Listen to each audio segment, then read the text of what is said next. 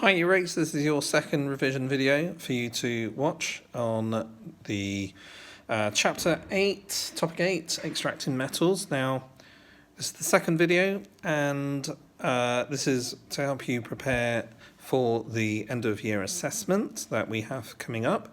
And the good news is that section 8.3 in chapter 8 is not going to appear in your end of year assessment. The reason why is because electrolysis is not a feature in the Key Stage 3 national curriculum. So good news is that you have one less topic to focus and concentrate on. And what I'll do, just like I did in the first video that I hope you have watched, is I'll go through the most important points for you to revise, and I'll show you all of the pages just in case anyone has lost their book. They are not at a disadvantage when they're preparing and revising. Okay, so the reactivity series. Now we showed to each other, I actually showed you these two reactions. I hope you can remember, and I hope you enjoyed being shown them. The reaction of magnesium with the oxygen in the air, bright white light, and we also had these. I fixed them onto my wall, you remember, in my lab. I do miss my lab, room 74. So copper, there we go, copper forms that black layer. So a very, very different set of observations when we put these two metals in a Bunsen burner. So you can see clearly that this one's the most reactive one, okay? And what we can do is we can actually classify, we can actually rank the metals from most reactive to least reactive, okay? And we have what's known as the reactivity series of metals, okay? So gold and silver right at the very bottom, not very reactive at all. It's just good when we want to use them for things like jewelry. They don't react easily with the sweat on our skin or if we're washing our hands. Wash your hands safely and wash your hands properly, by the way, coronavirus. Magnesium is reactive at the top, yeah, it burns easily in air, great for fireworks. Very unreactive metals can be dug out of the earth as pure elements, which is what we call native elements. Okay, native metals, they don't form compounds very easily, and more reactive elements like calcium and aluminium at the top are only found naturally as compounds in minerals. Okay. So metals reacting with water, okay, so the general equation that you should understand is when you have a metal reacting with water, if it does react, it forms a metal hydroxide and hydrogen. So here are three different metals. Pause the video and read through those. So this is where, when I introduced these and I showed you these reactions, this is when we started to look at balanced symbol equations. So, and also notice that you've got S for solid, L for liquid, because water is a liquid, AQ for aqueous solution, because this is soluble in water, it's soluble in the water that we do this in, and G is for gas, that's hydrogen gas, okay? This is a balanced equation, okay? So when metals react with water, when they do react with water, a metal hydroxide and hydrogen are formed, okay? The reaction, we saw it on the videos. There we go, okay? And we saw sodium reacting with water as well. Magnesium and oxygen, I showed you that reaction in the laboratory. When a metal will react with oxygen, a metal oxide is formed. So it's magnesium plus oxygen reacting to form magnesium oxide, and I got you to write those two word equations. Okay, here's some observations. Remember I asked you to look at it from a distance, and this was with magnesium, to look at it from a distance when it was burning and through your fingers.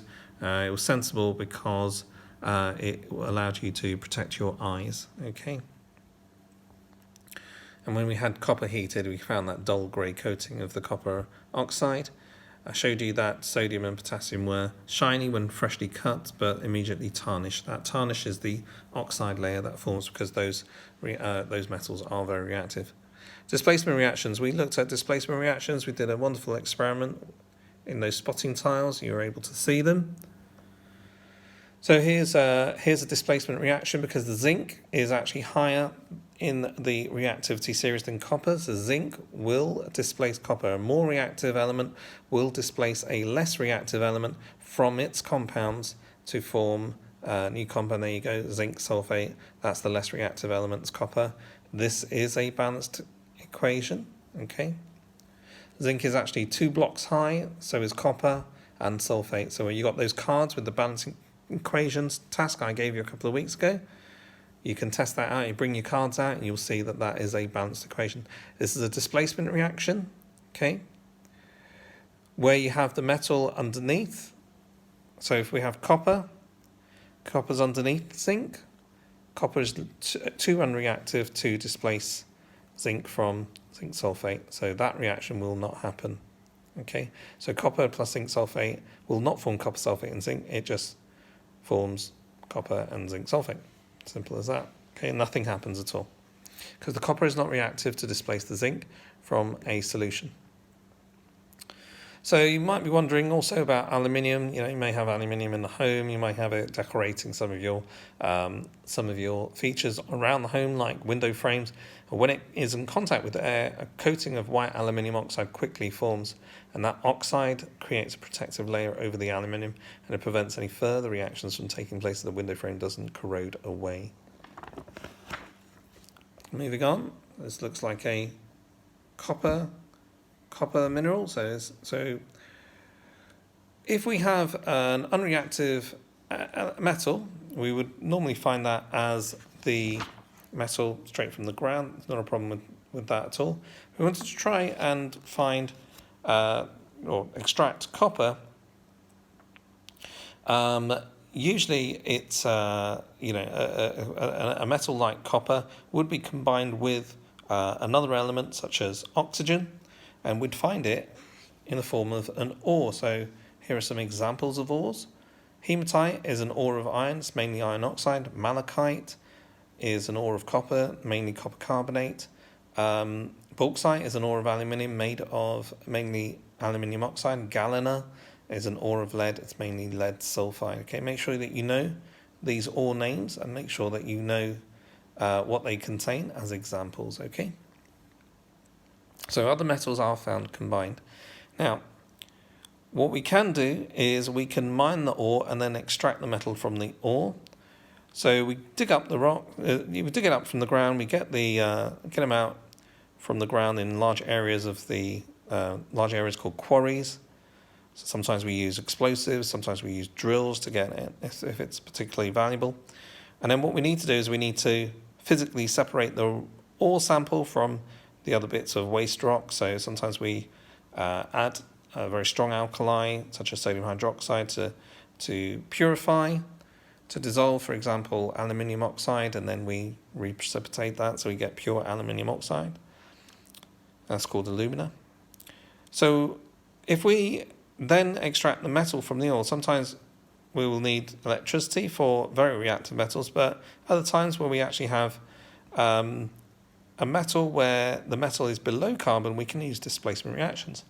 So the carbon will actually take whatever is combined with the metals, and it will displace it, leaving these less reactive metals on their own.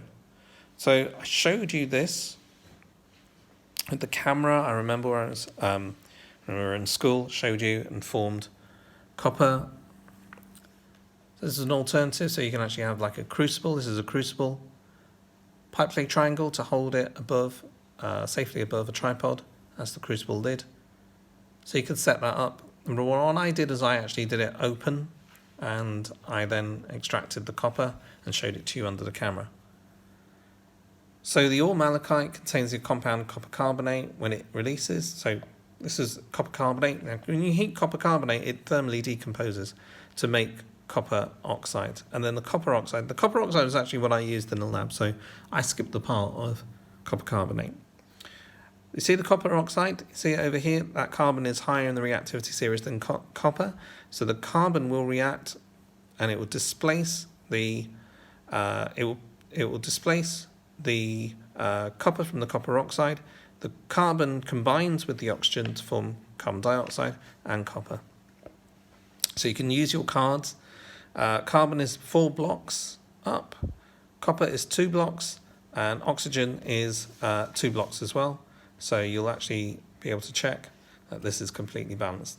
Okay, you need a very strong source of heat to start the reaction, as you saw in the labs. Okay. So on an industrial scale, you would actually do this reaction in a blast furnace. Okay, now quite a few of you were stuck on this.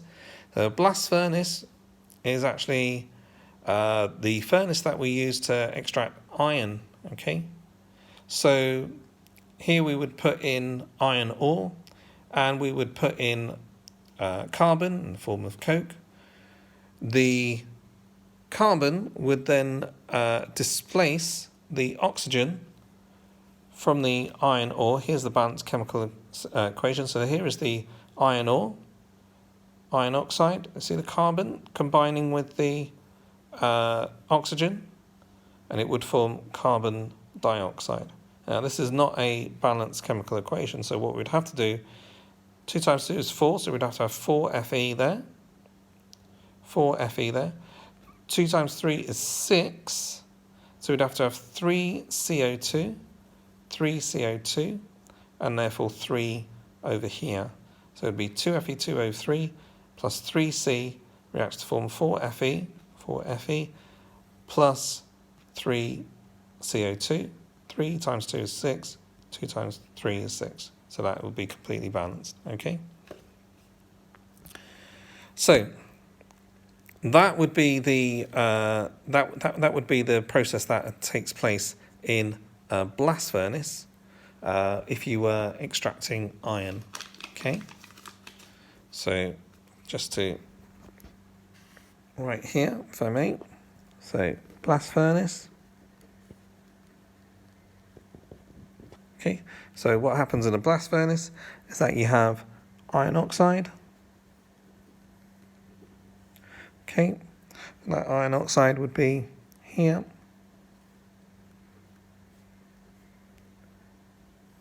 Plus 3C reacts to form 4Fe plus 3CO2. Okay, that is iron oxide. That is carbon. That's your iron. And that's your carbon dioxide. Now, this is a reduction reaction. Okay, so this over here, this iron oxide, is reduced. Okay, reduced means that it loses oxygen. Okay, this over here, this carbon is a reducing agent. We say it's a reducing agent because it actually does the reduction. Okay, the reducing agent always gains oxygen over here. Okay, so in these examples, carbon is acting both with the copper oxide that we had before, and we have this. The carbon is acting as a reducing agent. See over here, carbon's acting as a reducing agent. It's removing, it's robbing the oxygen. There it goes, right? It's got CO2 there, and you're left with the copper, okay? Over here, this copper has lost the oxygen. So you could say this is a type of decomposition reaction. You could say the decomposition reactions are when you talk about things splitting up, okay? Right, so the other thing that I can also show you is the thermal decomposition from the reaction we had before. So if you do start off with copper carbonate, when you heat it, it forms copper oxide plus carbon dioxide. Okay? So when you heat it, and this is called thermal decomposition. Okay? So you can start off with something like this. You can extract that green, blue-green powder. That would be the copper carbonate. Okay, so that's copper carbonate over here. You could heat that copper carbonate, it then forms a black powder. So the heating the copper carbonate will form the black powder of copper oxide, and then the copper oxide can be reacted with carbon to form copper, and carbon dioxide would just come off. Okay. Right. Skip past that to section 8.4, using metals. Okay. So make sure that you know the meaning of all of these terms. Okay. Ductile means you can pull it either end and it stretches out and it thins without snapping, so you can use it to form wires. Malleable means you can hammer it into a shape, so you can make ornaments there. These are all the properties of metals. High melting point, don't just say melting point. It's got a high boiling point. Metals are hard, they're strong, sonorous. That means that you can bash them against each other. You can bash something against it and it won't shatter like glass. It will make a sound, a ringing sound, so you can use it for bells.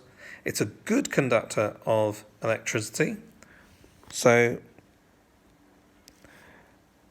I would insist that you write it conducts electricity well. Use it for electrical wiring.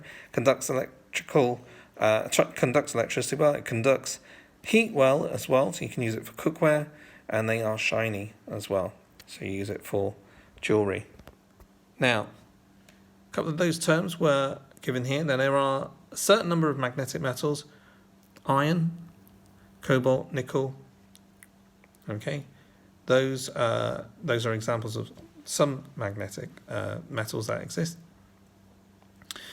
Now, all these properties make metals useful. Now, pay attention. Metallic bonding to explain the properties of metals.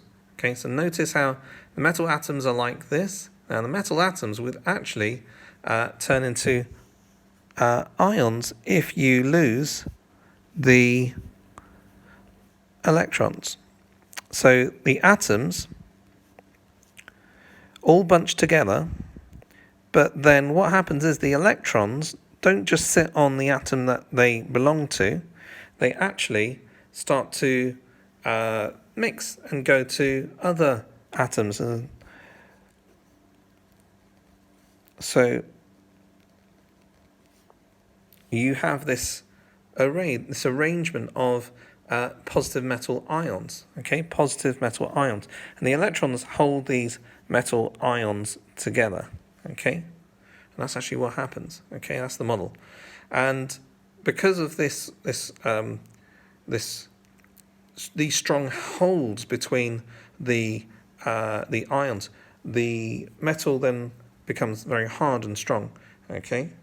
They allow heat to be conducted well because they're so close to each other that if you supply some energy, if you transfer some energy to this ion over here, it will start to vibrate. It will store that extra energy it's taking on. It will vibrate even more, and then it will bump into the next one and the next one very, very rapid because they're all close to each other.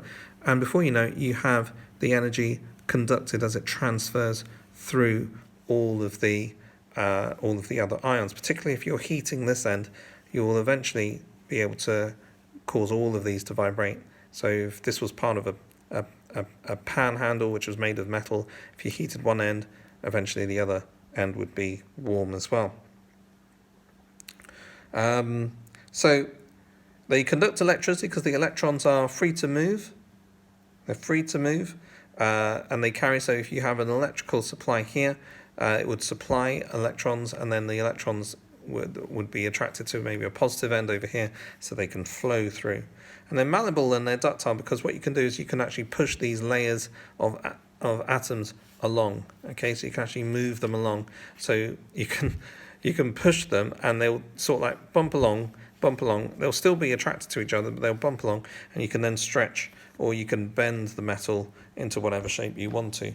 And the electrons, that sea of electrons, you can think of it like glue. The electron glue will move with them and hold the atoms together. Okay, so that's pretty much everything that you need to be covering. I'll just scan through. You can pause the video in any of these sections just in case something has happened to your book or you want to revise on the go. Okay, so pause the video wherever you want to. Okay, so malachite, that green. Do you need to memorize the reactivity series? I would say yes. So make sure you memorize the reactivity series. Okay. Memorize the part where you've got carbon in there as well. Okay.